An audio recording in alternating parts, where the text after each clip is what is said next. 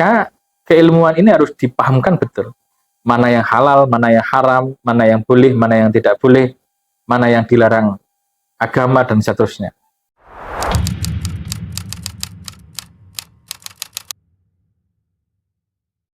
Baik, Assalamualaikum warahmatullahi wabarakatuh. Assalamualaikum. Kembali lagi bersama kami, Obras, Obrolan Cerdas Spiritual. Halo teman-teman, kalian.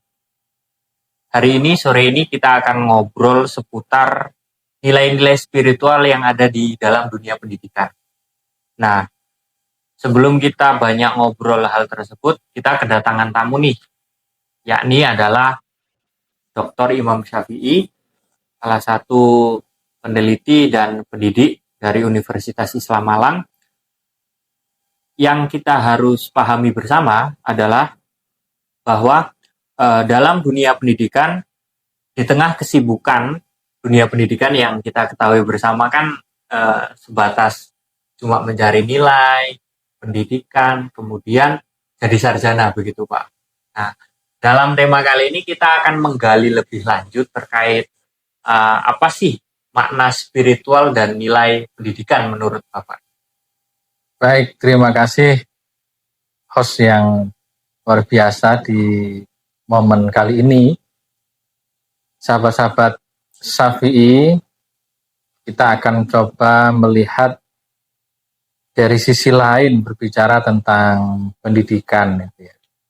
Kalau kita melihat bahwa pendidikan hanya sebatas transfer knowledge, transfer pengetahuan, saya kira Indonesia ini sudah roboh lama. Tapi pendidikan itu kalau kita mau lihat di Indonesia ya, oleh karenanya kita nanti akan kita coba lihat pendidikan Indonesia dengan pendidikan yang di luar Indonesia gitu ya. Walaupun bukan untuk mana yang benar dan mana yang salah, gitu. Tapi mana yang lebih tepat yang ada di Indonesia. Misalkan kalau kita berbicara tentang pendidikan Indonesia, itu tidak cukup dengan hanya pengetahuan, transfer pengetahuan. Yang penting kamu pintar, kamu dapat nilai 100, setelah itu sampai lulus, ya sudah. Tidak. Tapi di dalam pendidikan itu ada nilai, yang itu harus dimiliki oleh bangsa Indonesia ini. Dan nilai, tidak hanya nilai pengetahuan ya, tapi nilai sikap. Nilai sikap ini harus muncul di dalam pendidikan Indonesia. Tidak cukup hanya sebatas pintar tapi tidak punya moral, tidak punya etika di dalam berkehidupan bermasyarakat. Itu berarti pendidikannya tidak sukses. Kalau kita tarik dalam konteks lebih jauh, bahwa pendidikan itu garapannya ada dua. Satu garapan yang itu berhubungan dengan fisik, yang kedua berhubungan dengan non-fisik. Kalau bahasa kerennya itu jasmani dan ruhaniyah. Otaknya pintar, fisiknya bagus gitu ya, olahraga bagus, kayak hostnya ini kan bagus ini. Itu kan fisiknya bagus gitu ya. Otaknya bagus, cara pikirnya bagus. Tapi itu tidak cukup. Karena berapa banyak orang yang itu pintar, otaknya cerdas, fisiknya besar, tinggi, kekar, tapi rupanya dia stres. Kenapa? Karena ruhaniyahnya tidak digarap. Nah, pendidikan itu harus menggarap dua hal itu. Jasmaniah hanya digarap, ruhaniyahnya juga digarap. Menarik sekali ya, sahabat-sahabat Obras. Lebih lanjut, yang menarik itu seperti ini, Pak. Bahwa hari ini kan eranya serba digital, serba modern. Kalau kita kaitkan sama dunia pendidikan, di era digital ini masih perlu nggak sih sebetulnya siswa-siswa, mahasiswa, ataupun santri dan sebagainya untuk mendalami nilai spiritual yang diajarkan di sekolah? Karena lagi-lagi kita ngomong yang serba digital ini. Ya. Menurut Bapak? Digital itu tidak bisa kita pungkiri bahwa kita harus melek digital gitu ya. Kita harus tahu tentang bagaimana begitu cepatnya informasi. Itu menjadi keuntungan bagi kita. Akan tetapi kita juga nggak bisa begitu saja bahwa oh ini semuanya harus digital, bahwa pendidikan tidak perlu ada guru misalkan ya, cukup melihat saja sudah diputarkan video cukup. Enggak, karena lagi-lagi yang digarap itu tidak hanya sebatas pengetahuan, tapi juga nilai ruhaniyah. Nah, ruhaniyah itu tidak cukup hanya sebatas bagaimana dikasih pengetahuan, tapi juga di situ butuh satu teladan. Di situ butuh sentuhan rasa, zauk, rasa hati. Di situ bagaimana dikenalkan kalau di Islam misalkan ya, di Islam di pesantren itu dididik disiplin untuk mengikuti ngaji, jam pagi ngaji, siang ngaji, malam mujahadah dan seterusnya. Itu hanya masih diajari disiplin. Tapi dari satu sisi yang harus lebih jauh daripada itu adalah bagaimana ruhaniyah kita itu betul-betul mengenal Tuhan. Nah ini yang sebenarnya tidak bisa lepas walau dalam dunia digital, ruhaniyah ini tidak boleh kering. Kalau nanti para pembelajar ini itu ruhaniyahnya kering untuk bagaimana mengenal Tuhan, mendekat kepada Tuhan, maka dia akan mengatakan bahwa hidup ini hanya begini-begini saja. Tapi sedangkan yang dicari yang lebih jauh daripada itu adalah, kalau konteks Islam, itu adalah bagaimana kita selamat di dunia dan nanti juga selamat di akhirat. Yaitu yang sebenarnya pendidikan digital hanya sebagai alat saja sebenarnya. Maka saya begini, digital itu sebenarnya wasilah atau ghoyah. Digital itu adalah alat atau wasilah perantara untuk menuju sesuatu atau tujuan. Nah, hari ini takutnya sahabat-sahabat ini, para pembelajar ini, digital itu sebagai tujuan. Sedangkan digitalisasi itu dan sebagainya itu adalah wasilah, perantara saja untuk menuju apa yang kita tuju. Kalau kita berbicara pendidikan Islam misalkan, tujuan daripada pendidikan itu tidak hanya sebatas bagaimana kita pintar, tapi kita dewasa, kita mampu mengenal bagaimana ini halal haram, mana perintah Tuhan, mana larangan Tuhan dan sebagainya. Maka di sini dibutuhkan satu pemikiran bahwa digitalisasi adalah wasilah, tapi tujuan daripada itu adalah bagaimana manusia ini mengenal dirinya dan mengenal Tuhannya. Ini yang saya kira harus dipahami. Digital tidak bisa kita tinggalkan, tapi digital hanya sebatas wasilah, bukan tujuan. Baik, sangat komprehensif sekali penyampaian yang berkaitan dengan dua variabel utama, yakni nilai dan pendidikan. Nah, selanjutnya Pak, kalau kita melihat secara realitas di lapangan, hal ini banyak sekali guru itu sering dibebani seperti halnya administrasi.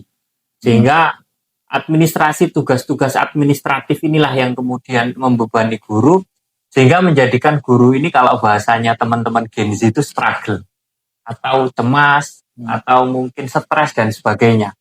Sehingga penyelipan nilai-nilai itu seakan agaknya hilang dari kurikulum pendidik, karena beberapa kali beban administrasi.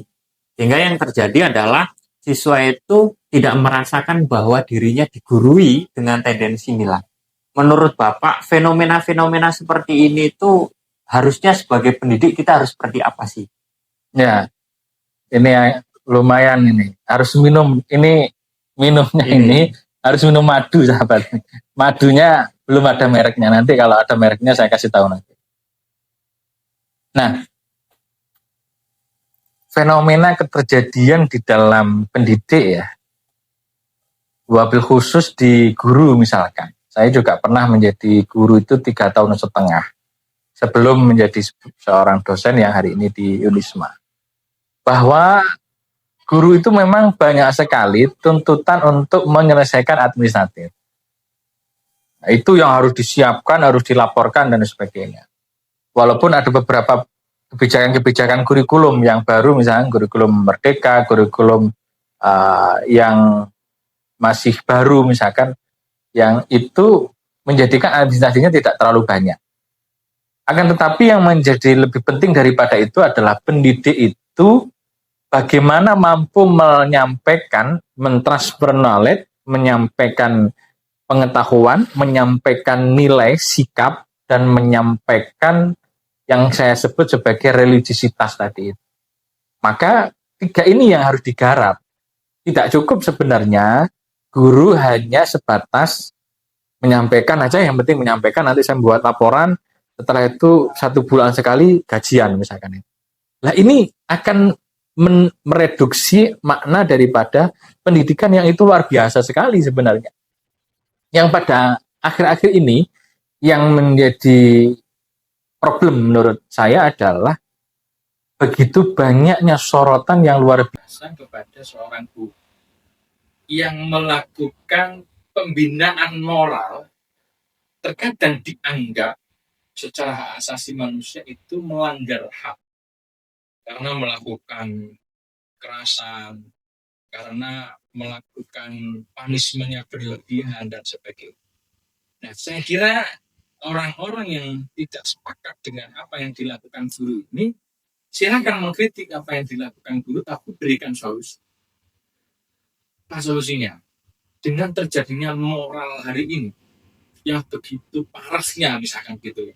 Satu contoh sederhana begini lah. Kalau misalkan nanti bisa dicek sahabat-sahabat Syafi ini, berapa banyak sebenarnya pemuda gitu ya yang melakukan misalkan ya hubungan suami istri sebelum menikah misalkan. Itu salah satu indikator lah saya kira bahwa ada salah satu kekeliruan di dalam kehidupan ini. Kenapa saya katakan begitu? Karena orang yang memahami tentang pendidikan Islam misalkan, kalau kita tarik ke Islam, dia itu dimanapun dia berada itu mempunyai satu ketakutan dengan Tuhannya. Maka dia tidak akan melakukan apapun yang dilarang, apapun yang dilarang oleh agama, dia dilarang oleh Tuhan, itu tidak akan dilakukan. Yang kedua misalkan, kenapa korupsi itu di Indonesia luar biasa misalkan. Banyak sekali korupsi itu. Apakah di pendidikannya yang salah, atau pola asuhnya yang salah, atau budaya yang terjadi di dalam pendidikan itu sendiri yang salah? Ini harus kita lihat secara utuh. Gitu ya. Misalkan begini, kalau semua cara untuk membentuk moral, gitu ya, membentuk moral agar jujur, agar punya sopan santun, punya misalkan kedisiplinan tinggi, tapi tidak ada sebuah, ya, tidak boleh ada ketegasan, maka ini juga perlu didiskusikan lebih jauh. Misalkan ada pendidikan sipil, ada pendidikan militer. Di titik mana sebenarnya yang tidak boleh dilakukan oleh guru, dan di titik mana yang tidak boleh dilakukan oleh militer misalkan.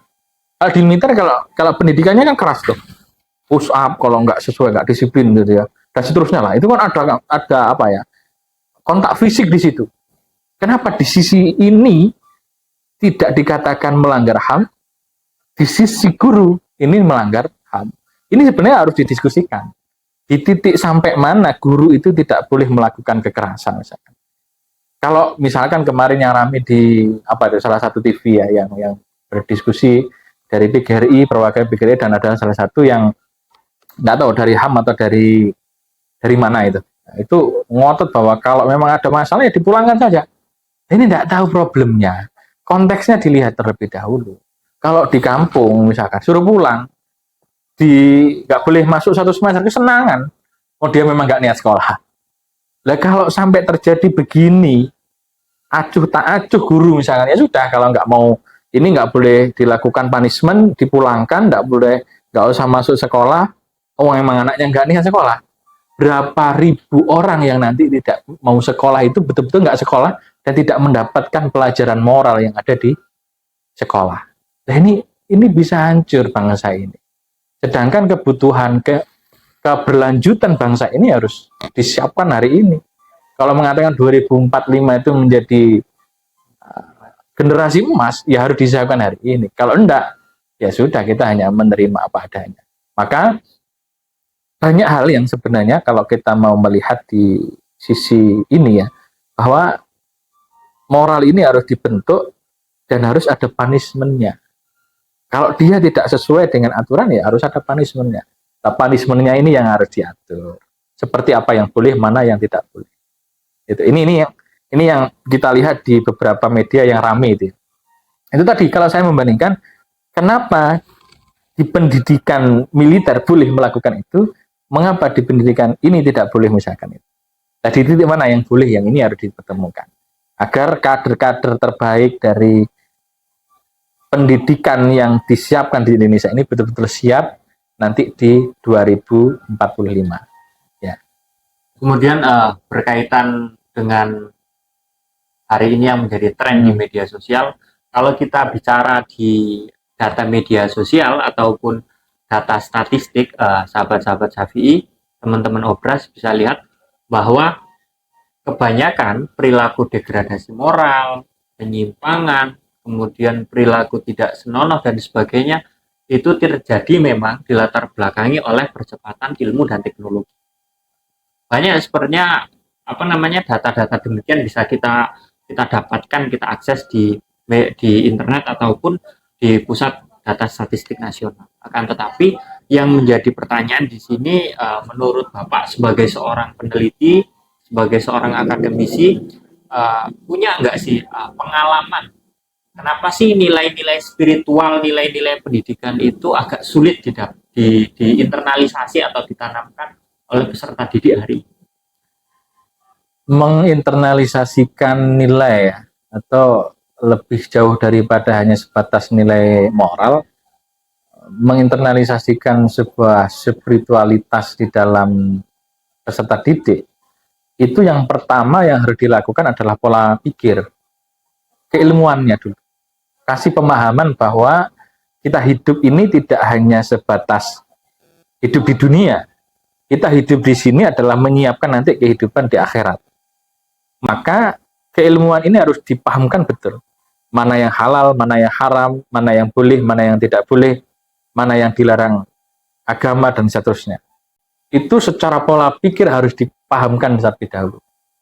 Dan itu harusnya sesuai dengan ada gurunya, ada mursyidnya kalau thariqah itu. Ada gurunya, ada kiainya, misalkan ada yang mempunyai tanggung jawab apa yang disampaikan itu. Yang pertama adalah dari pola pikir, keilmuannya dulu, pengetahuannya dulu. Dan itu saya kira kalau di kampus itu ya, di pendidikan menengah atas atau di SMP atau SD, saya kira itu sudah disampaikan secara keilmuan bahwa mana yang boleh, mana yang tidak boleh, dan sebagainya. Nah, itu rupanya tidak cukup. Hanya sebatas pengetahuan. Kita tingkatkan lagi di situ adalah bagaimana menjalankannya di dalam kehidupan. Setelah keilmuannya cukup, mengetahui halal haram, mengetahui mana yang tidak boleh, dan sebagainya, dia harus mempraktekkan.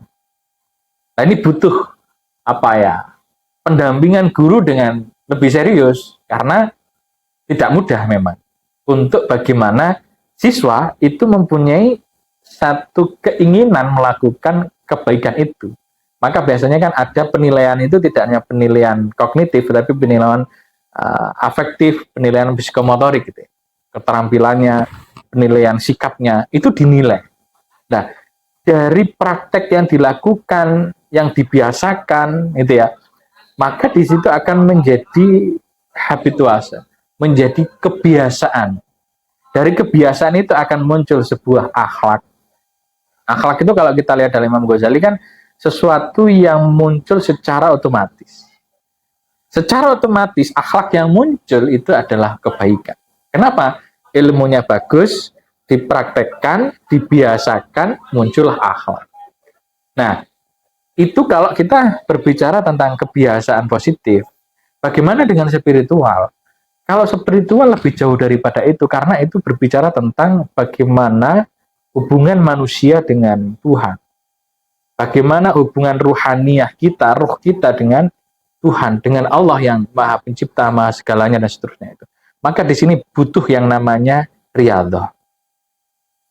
Ada yang mengkritik, kenapa di pesantren itu ada zikir malam, harus bangun malam, anak-anaknya tidur harus bangun, harus sholat tahajud, harus sholat hajat, harus zikir ini dan seterusnya sampai menuju subuh misalkan. Setelah itu masih ada wirid-wirid yang lain dan sebagainya. Itu melatih ruhaniyah kita ini agar nyambung dengan Allah. Kalau ini tidak dilakukan, maka akan kehidupannya itu akan hampa.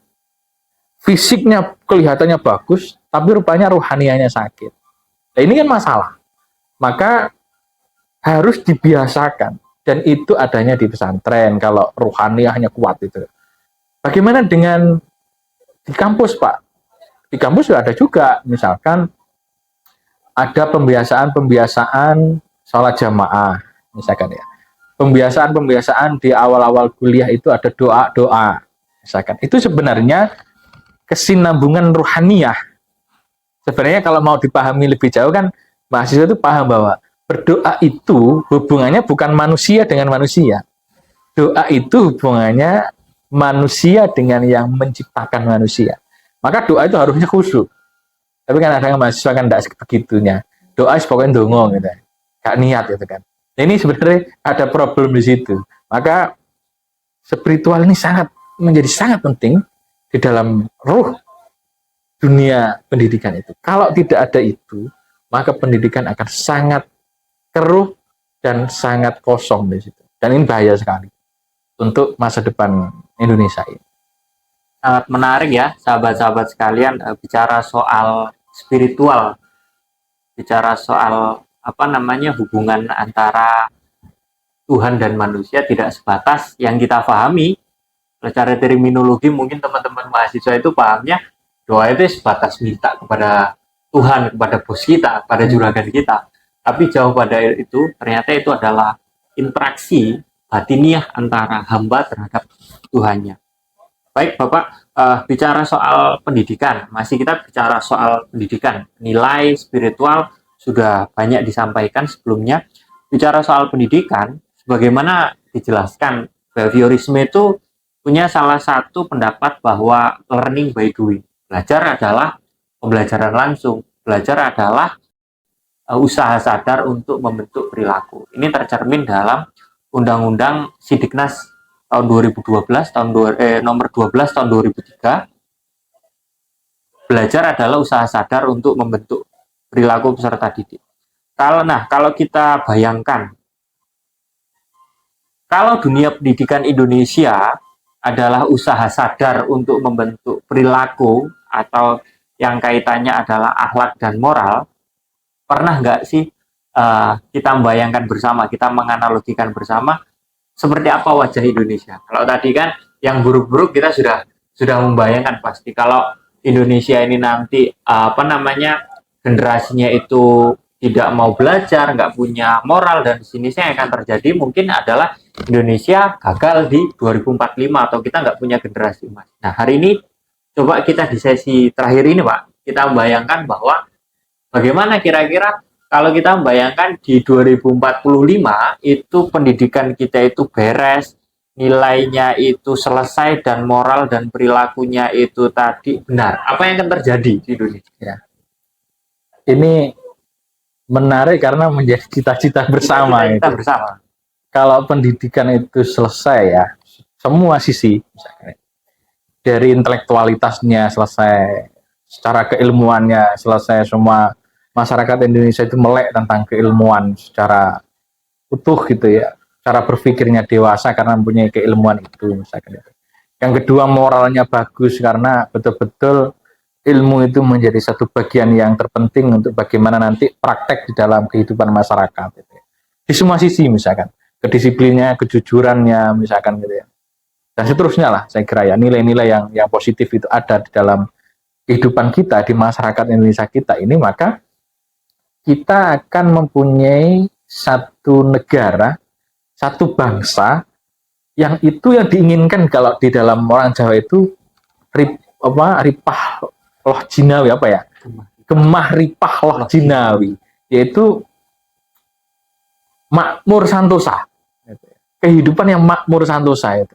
Jadi tidak ada lagi cara berpikir yang dulu diguyonnya Gus Dur itu, ketika ada orang Indonesia, ketika ada orang Perancis, ada orang Inggris di tengah lautan, terus ada jin ada ada itu yang biasanya diminta kalau di film kan ada itu.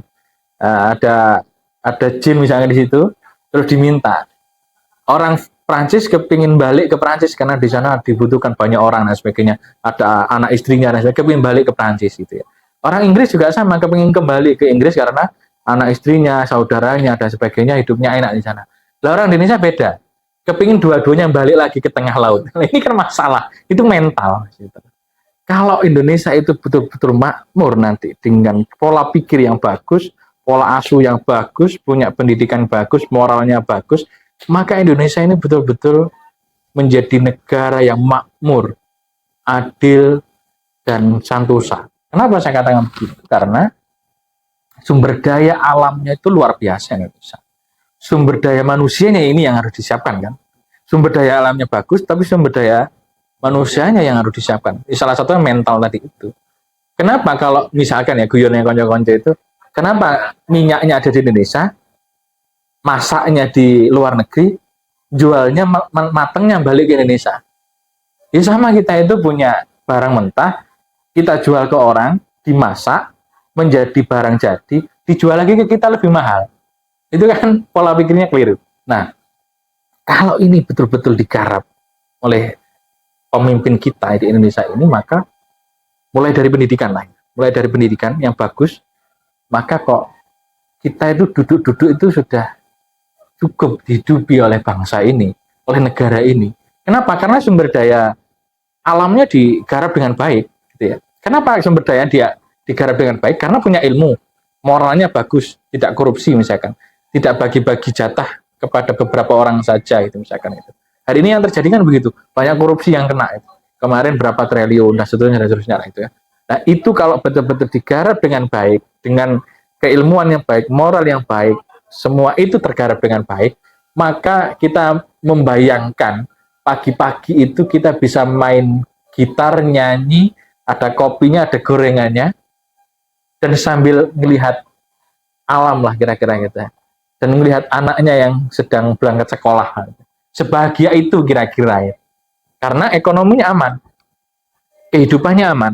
Tapi problem hari ini, saya kira yang ini menjadi pikiran kita bersama sebagai akademisi juga, bagaimana pemerintah menserusi juga di dalam dunia pendidikan. Berapa persentase guru negeri swasta misalkan. Apakah sudah ada keadilan di situ misalkan. Apakah sudah serius untuk membesarkan pendidikan-pendidikan? Adakah disparitas antara pendidikan di kota dengan di desa misalkan, dan seterusnya. Banyak problem-problem itu. Kalau ini mau diseriusin, maka kan APBN negara itu kan juga berapa persen yang harusnya untuk itu, untuk memperbaiki pendidikan ini dengan baik. Kalau ini sektor pendidikan yang betul-betul digarap dengan baik, cara pandangnya bagus, masyarakat Indonesia ini SDM-nya bagus, moralnya bagus, saya membayangkan surga yang diceritakan di dalam Al-Quran itu sebenarnya juga ada di Indonesia itu. Mengalir air, begitu pepohonan yang rindang dan sebagainya. Ketika ditanam itu tumbuh dan seterusnya, itu ada di Indonesia. Kenapa itu tidak bisa kita miliki, tidak kita nikmati hari ini? Masih ada disparitas yang tinggi karena di situ pola moral yang belum selesai.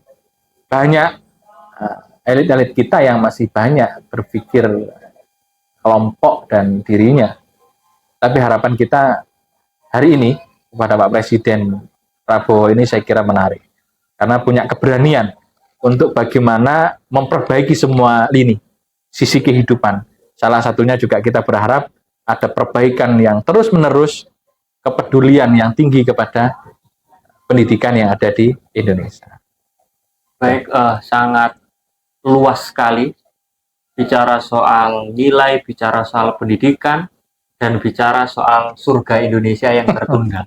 PR kita bersama soal kita diskusikan kembali soal eksploitasi alam di next season, sahabat-sahabat sekalian. Maka sebelum kita tutup, teman-teman pengen dengar closing statement dari Bapak soal nilai pendidikan dan spiritual.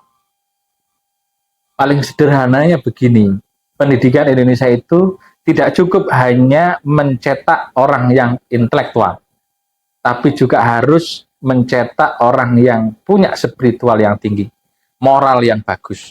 Kalau intelektualnya bagus, spiritualitasnya tinggi kepada Allah, moralnya itu baik, tiga hal ini ada di dalam peserta didik, ada di dalam masyarakat Indonesia, maka surga yang kita harapkan itu akan terwujud di negara Indonesia ini. Amin, amin, amin. Baik, teman-teman sekalian, demikianlah podcast dari kami, dari Obras, dari Sahabat Syafi'i. Jangan lupa follow dan share. Saya dan Mas Amirul Haq, host dalam kegiatan tema nilai pendidikan dan spiritual, pamit undur diri. Kami akhiri.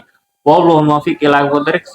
Assalamualaikum warahmatullahi wabarakatuh. Waalaikumsalam warahmatullahi wabarakatuh. Jangan lupa follow dan share ke teman-teman yang membutuhkan. Terima kasih.